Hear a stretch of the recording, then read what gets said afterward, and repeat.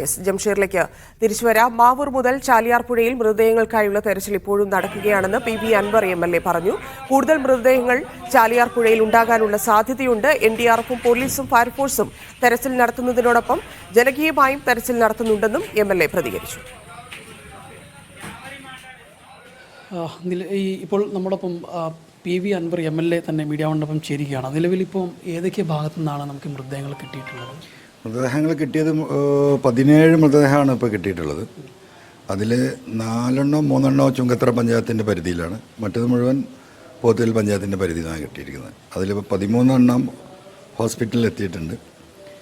2 പോത്തുകൽ പഞ്ചായത്തിൽ എടുത്തുകൊണ്ടിരിക്കുകയാണ്, 2 ചുങ്കത്തറ പഞ്ചായത്തിലും, പിന്നെ 2 ബോഡി പാർട്സാണുള്ളത്. അങ്ങനെ 14, 3, 11, 16 ഈ 2 പാർട്സ് രണ്ട് ആളുകളുടേതായിട്ടാണ് ഇപ്പോൾ അവിടുന്ന് സംശയം പറയുന്നത്. അങ്ങനെ ആകുമ്പോൾ 19 ഇതാണ് സ്ഥിതി. ഇപ്പോഴും മൃതദേഹങ്ങൾ ഇനിയും ഉണ്ടാകുമെന്ന് തന്നെയാണ് നമ്മൾ മനസ്സിലാക്കുന്നത്. കാരണം അതിൻ്റെ ഒരു സ്വഭാവം മനസ്സിലാക്കുമ്പോൾ നമുക്ക് അങ്ങനെയാണ് കാണാൻ കഴിയുന്നത്. അതുകൊണ്ട് തന്നെ ഇപ്പോൾ മാവൂർ തൊട്ട് ചാലിയാർപ്പുഴ നിലമ്പൂരിൽ നിന്ന് കടന്നു പോകുന്ന മാവൂർ തൊട്ട് മേലോട്ട് എടവണ്ണപ്പാറ, അരീക്കോട്, കീഴ്പറമ്പ്, ഈ മൈത്രക്കടവ്, മുണ്ടേങ്ങര, എടവണ്ണ, ഒതായിക്കടവ്, മമ്പാട് തുടങ്ങിയ മുഴുവൻ സ്ഥലങ്ങളിലും ഇപ്പോൾ പാർട്ടി പ്രവർത്തകരെ നേരിട്ട് വിളിച്ചു പറഞ്ഞ് പുഴയിൽ കുളിച്ച് നല്ല പരിചയമുള്ള നീന്തലറിയുന്ന മുഴുവൻ സഖാക്കളും പുഴയുടെ എല്ലാ ഭാഗങ്ങളും തിരഞ്ഞുകൊണ്ടിരിക്കുകയാണ്. അതിൻ്റെ ഭാഗമായിട്ടാണ് ഇപ്പോൾ ചുങ്കത്തറയിൽ നിന്ന് 2 ബോഡി ലഭിച്ചിട്ടുള്ളത്. അതുകൊണ്ട് കുറേ ബോഡികൾ താഴേക്ക് ഒഴുകിപ്പോയിട്ടുണ്ടാകും എന്ന് തന്നെയാണ് നമ്മൾ മനസ്സിലാക്കുന്നത്. അതുകൊണ്ട് തെരച്ചിൽ ഇപ്പോൾ NDRF-നോടൊപ്പം പോലീസും ഫയർഫോഴ്സും ഒക്കെ നോക്കുന്നതോടും ജനകീയമായിട്ടുള്ള വലിയ വ്യാപകമായ തെരച്ചിൽ നടത്തിക്കൊണ്ടിരിക്കുകയാണ്. 25 ബോഡി ഇവിടെ സൂക്ഷിക്കാനുള്ള സംവിധാനങ്ങൾ ഇപ്പോൾ ചെയ്തിട്ടുണ്ട്. അതിൽ കൂടുതൽ വരികയാണെങ്കിൽ ജില്ലാ ആശുപത്രി മഞ്ചേരിയിലേക്ക് മാറ്റും. അല്ല, നടപടിക്രമങ്ങൾ ഇനിയിപ്പോൾ തിരിച്ചറിയാൻ ഇവരുടെ രക്തബന്ധുക്കൾ വന്ന് തിരിച്ചറിയണം. അപ്പോഴേ ബോഡി വിട്ടുകൊടുക്കാൻ സാധിക്കും. അതിന് കുറച്ച് കാലതാമസം ഉണ്ടാകുമെന്നാണ് ഈ സാഹചര്യവശാൽ മനസ്സിലാവുന്നത്. കാരണം ഇവരുടെ തന്നെ ബന്ധുക്കളും അടുത്ത ബന്ധുക്കളൊക്കെ ഒരു പക്ഷേ അപകടത്തിൽ പെട്ടിട്ടുണ്ടാവുമോ, മിസ്സിംഗ് ആണോ എന്നൊന്നും പറയാൻ കഴിയുന്ന ഒരവസ്ഥയല്ല. അതുകൊണ്ട് പരമാവധി ഫ്രീസ് ചെയ്ത് സൂക്ഷിക്കുക. പലരെയും അടുത്ത ബന്ധുക്കൾക്ക് മാത്രം തിരിച്ചറിയാവുന്ന അവസ്ഥയിലാണ്. മുഖത്തിൻ്റെ പല ഭാഗങ്ങൾക്കും കേടുപാടുകൾ സംഭവിച്ചിട്ടുണ്ട്. ഈ ഒക്കെ ഒരു രീതിയിലാണുള്ളത്.